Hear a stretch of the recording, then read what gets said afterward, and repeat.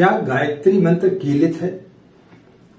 बगैर शाप विमोचन के गायत्री को नहीं जपा जा सकता है? क्या गायत्री मंत्र को वशिष्ठ विश्वामित्र का श्राप लगा हुआ है? चलिए जानते हैं।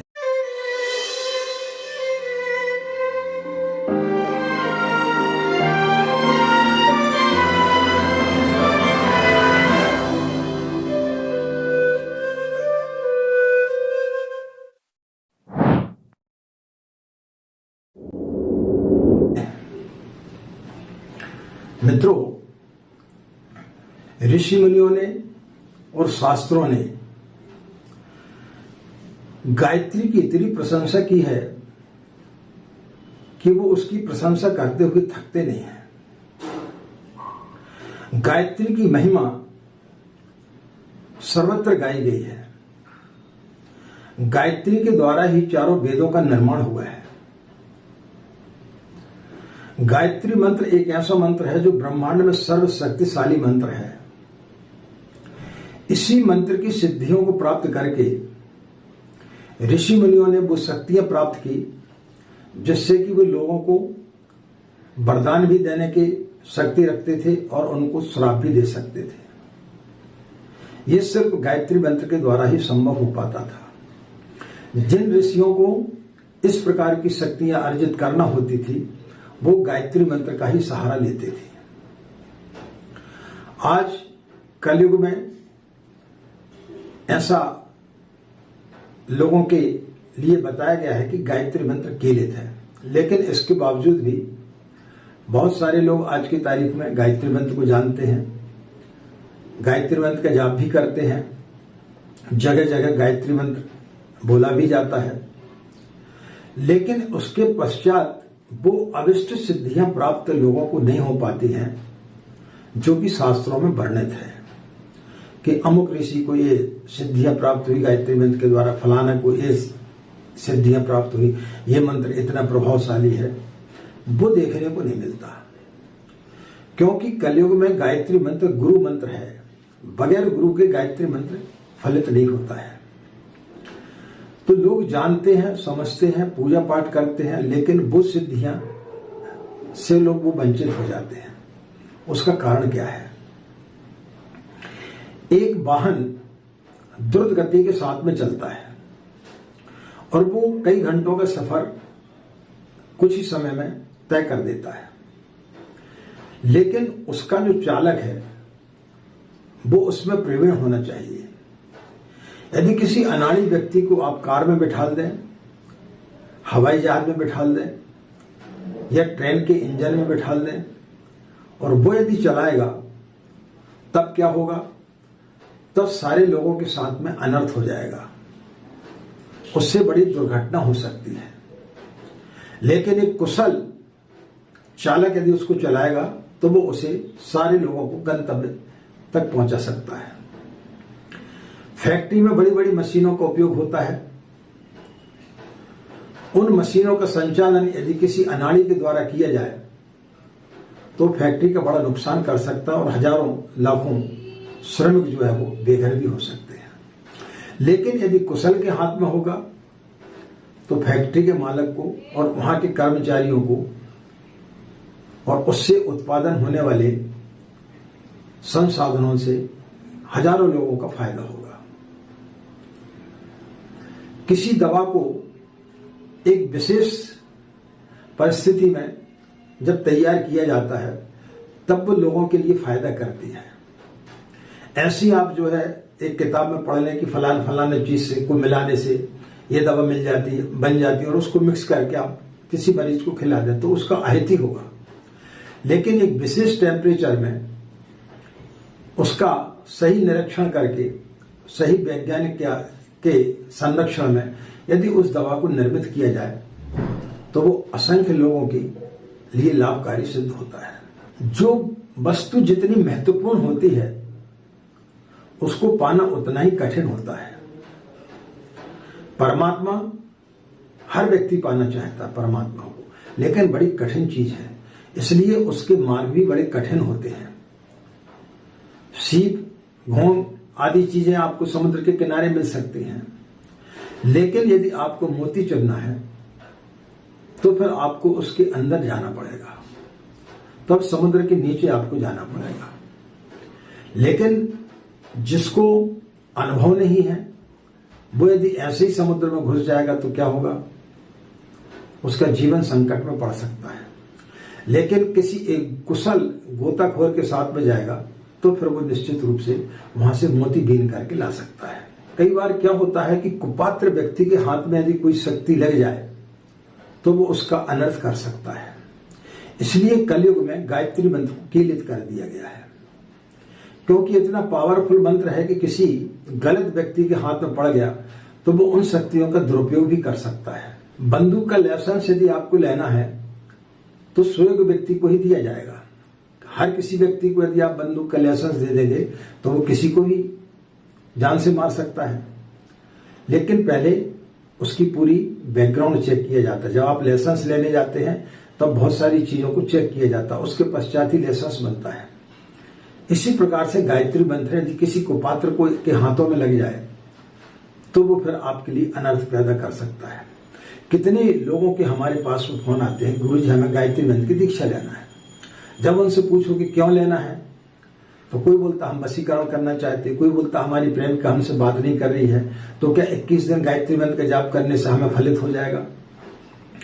इस प्रकार के कुपात्र लोगों के हाथ में गायत्री मंत्र न चला जाए, इसलिए एक अलंकारिक रूप से बोला गया है कि गायत्री मंत्र कलयुग में कीलित है। पुराणों में ऐसा उल्लेख मिलता है कि वशिष्ठ और विश्वामित्र ने किसी कामना से गायत्री की साधना की, लेकिन वो उन्हें सिद्ध नहीं हुई। तब उन्होंने कुपित होकर के गायत्री को श्राप दे दिया। तब देवताओं और ऋषियों में हाहाकार मच गया। तब एक रास्ता निकाला गया कि जो व्यक्ति गायत्री के शाप मोचन मंत्र का जाप करके फिर उस साधना करेगा तो उसको गायत्री मंत्र फलित होगा। लेकिन ये उसी प्रकार से अलंकारिक रूप से कहा गया है कि ऐसा नहीं कि किसी ने श्राप दे दिया और वो कीलित हो गई है। उसका रहस्य जानते हैं। इस पौराणिक उपाख्यान में एक भारी रहस्य छुपा हुआ है,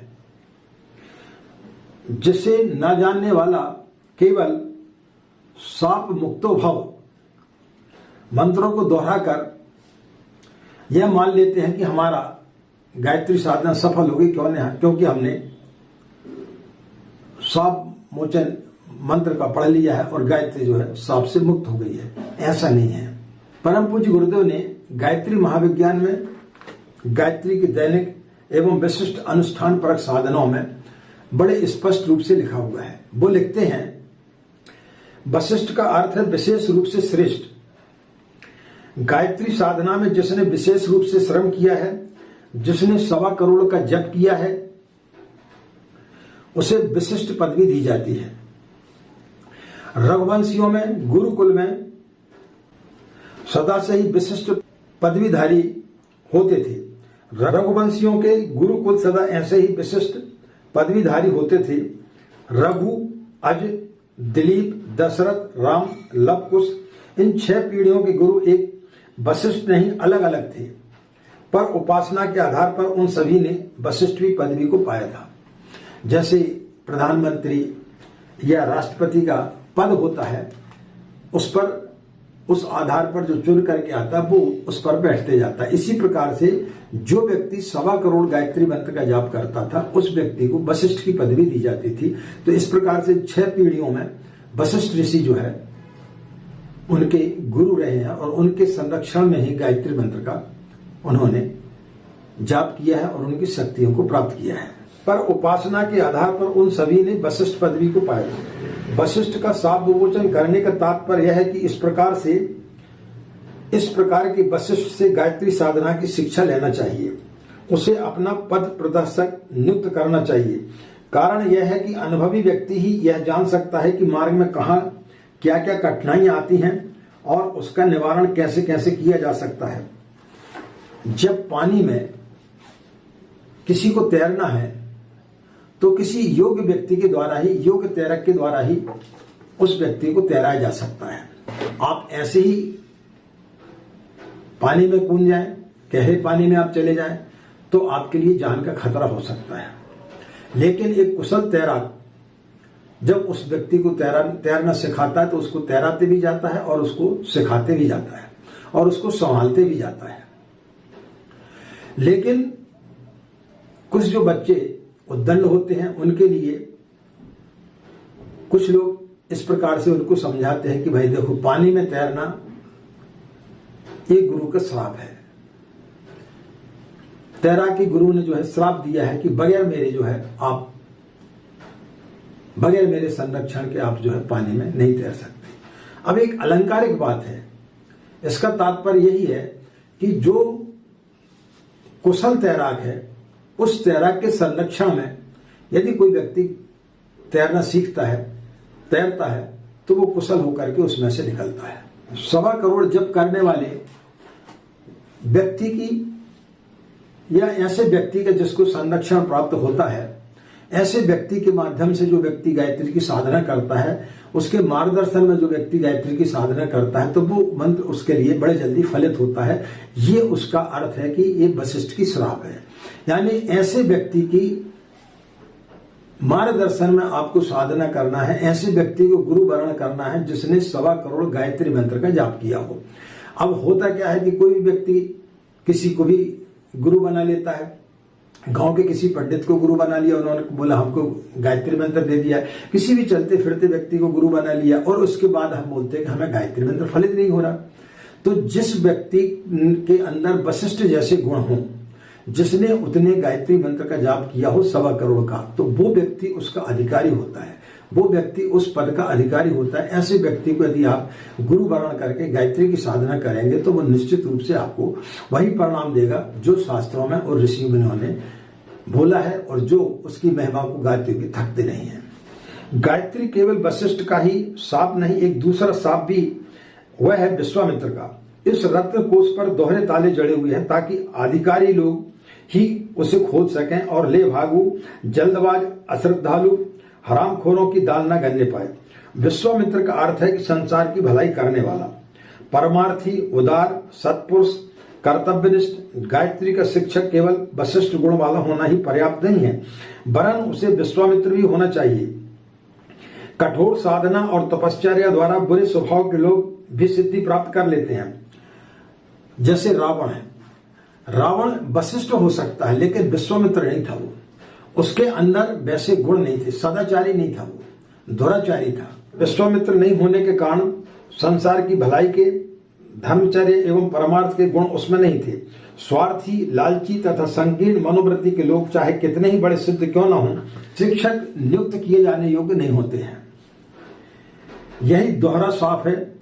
जिसने वशिष्ठ और विश्वामित्र गुण वाला पद प्रदर्शक गायत्री गुरु प्राप्त कर लिया, उसे दोनों ये 2 श्राप हैं, वशिष्ठ और विश्वामित्र। यानी जिसके अंदर वशिष्ठ जैसे गुण आ गए और जिसके अंदर विश्वामित्र जैसी उदारता, परमार्थ, सारी सृष्टि को अपना परिवार समझना, जिस व्यक्ति के ऐसे गुण आना प्रारंभ हो गए तो समझो उसने दोनों ताले उसके खुल गए और वो गायत्री का सही साधक हो गया।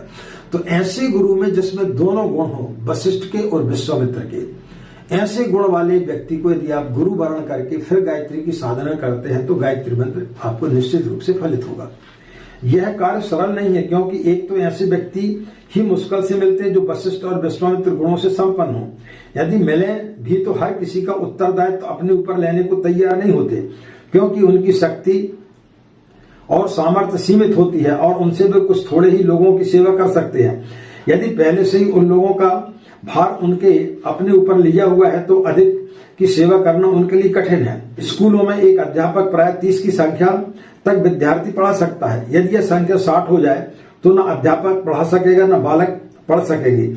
इसलिए ऐसे योग्य शिक्षक सदा ही नहीं मिल सकते। लोभी, स्वार्थी और ठग गुरुओं की कमी नहीं है। जो 2 रुपया गुरु दक्षिणा लेने के लोभ में चाहे किसी के गले में कंठी बांध देते हैं, ऐसे लोगों को पथ प्रदर्शक नियुक्त करना एक प्रवंचना और विडंबना मात्र है। गुरु दीक्षा गुरुमुख होकर के ही लेनी चाहिए। यदि गायत्री मंत्र की आप दीक्षा लेना चाहते हैं तो गुरुमुख होकर के आपको गायत्री मंत्र की दीक्षा लेना चाहिए, तभी वो फलदायक होती है। जैसे आप बारूद को जमीन पर ऐसे बिछा दें और आग लगा दे तो क्या होगा, थोड़ी थोड़ी सी आवाज आएगी, फट फट फट फट और जल जाएगा। लेकिन उसी बारूद को यदि आप बंदूक में भर देंगे और फिर उसके बाद चलाएंगे तो वो विस्फोट करेगा। इसी प्रकार से किसी भी अनाड़ी व्यक्ति से गुरु दीक्षा लेकर के और फिर उसकी साधना करना वो उसी प्रकार से है कि जिस प्रकार से आपने बारूद को बिछा दिया और फिर आप जो है उसकी साधना कर, उससे उसका जो है आप बेहतरीन फल चाहते तो बेहतरीन फल नहीं मिलेंगे जब तक कि योग्य गुरु आपको प्राप्त न हो। आध्यात्मिक मार्ग पर आगे बढ़ने के लिए श्रद्धा और विश्वास यह दो प्रधान अवलंबन है। इन दोनों का प्रारंभिक अभ्यास गुरु के माध्यम बनाकर किया जाता है।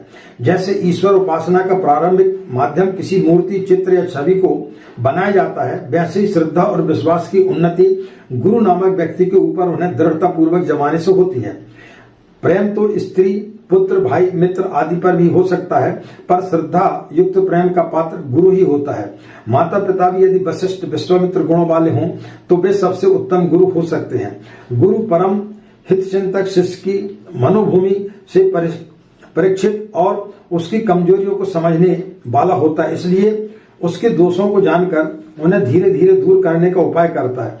पर उन दोषों के कारण वह शिष्य से ना तो घृणा करता है, न विरोध, न ही उनको अपमानित, तिरस्कार एवं बदनाम होने देता है, वरन उन दोषों को बाल चापल्य समझकर धीरे धीरे उसकी रुचि दूसरी ओर मोड़ने का प्रयत्न करता है ताकि वे दोष अपने आप छूट जाएं। योग्य गुरु अपनी साधना द्वारा एकत्रित की आध्यात्मिक शक्ति को धीरे धीरे शिष्य के अंतःकरण में वैसे ही प्रवेश कराता रहता है जैसे माता अपने पचाए हुए भोजन के कूचों में दूध बनाकर अपने बालक को पिलाती रहती है। माता का दूध पीकर बालक पुष्ट होता है। गुरु का आत्म तेज पाकर शिष्य का आत्मबल बढ़ता है। इस आदान प्रदान को आध्यात्मिक भाषा में शक्तिपात कहते हैं। ऐसे गुरु का प्राप्त होना पूर्व संचित शुभ संस्कारों का फल अथवा प्रभु की महती कृपा का चिन्ह ही समझना चाहिए। कितने व्यक्ति सोचते हैं कि हम अमुक समय एक व्यक्ति को गुरु बना चुके हैं, अब हमें दूसरे पद प्रदर्शक की नियुक्ति का अधिकार नहीं रहा। उनका यह सोचना वैसा ही है जैसे कोई विद्यार्थी यह कहे कि अक्षर आरंभ करते समय जिस अध्यापक को मैंने अध्यापक माना था, अब जीवन में उसके अतिरिक्त न किसी से शिक्षा ग्रहण करूंगा और न किसी को अध्यापक मानूंगा। एक ही अध्यापक से संसार के सभी विषयों को जान लेने की आशा नहीं की जा सकती। फिर वह अध्यापक मर जाए, रोगी हो जाए, कहीं चला जाए तो भी उसी से शिक्षा लेने का आग्रह करना किस प्रकार उचित कहा जा सकता है। फिर ऐसा भी हो सकता है कि कोई शिष्य प्रारंभिक गुरु की अपेक्षा कहीं अधिक जानकार हो जाए और उसकी जिज्ञासा क्षेत्र बहुत विस्तृत हो जाए। ऐसी दशा में भी उसकी जिज्ञासाओं का समाधान उस प्राथमिक शिक्षक द्वारा ही करने का आग्रह किया जाए तो यह किस प्रकार संभव है। प्राचीन काल के इतिहास पर दृष्टि करने से इस उलझन का समाधान हो जाता है। महर्षि दत्तात्रेय ने 24 गुरु किए थे। राम और लक्ष्मण ने जहां वशिष्ठ से शिक्षा पाई थी वहां विश्वामित्र से भी बहुत कुछ सीखा था। दोनों ही उनके गुरु थे। श्री कृष्ण जी ने संदीपन ऋषि से भी विद्याएं पढ़ी थी और महर्षि दुर्वासा भी उनके गुरु थे। अर्जुन के गुरु द्रोणाचार्य थे और कृष्ण भी। इंद्र के गुरु बृहस्पति भी थे और नारद भी। इस प्रकार अनेक उदाहरण ऐसे मिलते हैं जिनसे प्रकट होता है कि आवश्यकता अनुसार एक गुरु अनेक शिष्यों की सेवा कर सकता है और एक शिष्य अनेकों गुरुओं के साथ से ज्ञान प्राप्त कर सकता है। इसमें कोई ऐसा सीमा बंधन नहीं जिसके कारण एक के उपरांत किसी दूसरे से प्रकाश प्राप्त करने में प्रतिबंध हो। वैसे भी एक व्यक्ति के कई पुरोहित होते हैं, ग्राम्य पुरोहित, तीर्थ पुरोहित और कुल पुरोहित, राष्ट्र पुरोहित, शिक्षा पुरोहित, दीक्षा पुरोहित आदि। जिसे गायत्री साधना का पथ प्रदर्शक नियुक्त किया है वह साधना पुरोहित या ब्रह्म पुरोहित है। वह सभी पुरोहित अपने अपने क्षेत्र, अवसर और कार्य में पूछने योग्य तथा पूजन योग्य हैं। यह एक दूसरे के विरोधी नहीं वरन पूरक हैं। गोमुख होकर के गायत्री की दीक्षा लेनी चाहिए।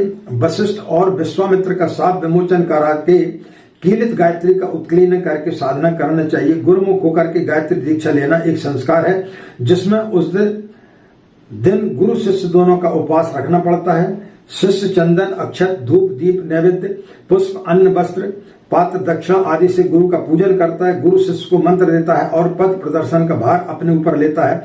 इस ग्रंथि बंधन के उपरांत अपने उपयुक्त साधना निश्चित करा के जो शिष्य श्रद्धा पूर्वक आगे बढ़ते हैं वे भगवती की कृपा से अपने अविष्ट उद्देश्य को प्राप्त कर लेते हैं। तो गायत्री महाविज्ञान में पूज्य गुरुदेव ने स्पष्ट बताया है कि जिसमें ये दो प्रकार के गुण हों, वशिष्ठ और विश्वामित्र, ऐसे गुरु के सानिध्य में, ऐसे गुरु के मार्गदर्शन में, ऐसे व्यक्ति को, जो व्यक्ति गुरु वर्ण करके फिर गायत्री की साधना करता है, निश्चित रूप से उसे गायत्री मंत्र फलित होता है। आज कलयुग में परम पूज्य गुरुदेव पंडित श्री राम शर्मा आचार्य, जिन्हें वेद मूर्ति तपोनिष्ठ कहा जाता है, उनके अलावा कोई दूसरा व्यक्ति ऐसा नहीं है जो किसी को गायत्री मंत्र की दीक्षा दे सके। तो जिन जिन लोगों ने परम पूज्य गुरुदेव को अपना गुरु वर्ण करके गायत्री मंत्र का जाप किया है, आज करोड़ों ऐसे लोग हैं जो इस मंत्र का लाभ ले रहे हैं। तो जिन लोगों ने दीक्षा नहीं ली है या जिन लोगों के मन में इस प्रकार की शंका है कि गायत्री मंत्र जो है कीलित है, श्रापित है, तो उसको ऐसे व्यक्ति से परम पूज्य गुरुदेव को गुरु वर्ण करके और फिर यदि वो गायत्री की साधना करेंगे तो निश्चित रूप से, जैसे वेद पुराणों में और ऋषियों ने उनकी प्रशंसा की है और उनके चमत्कार बताए हैं, वैसी सिद्धियां निश्चित रूप से आपको प्राप्त होंगी। आज की बात समाप्त। आप सभी के अंदर बैठे परमात्मा का हमारा प्रणाम। हमें आज्ञा दें। नमस्कार। ओम शांति।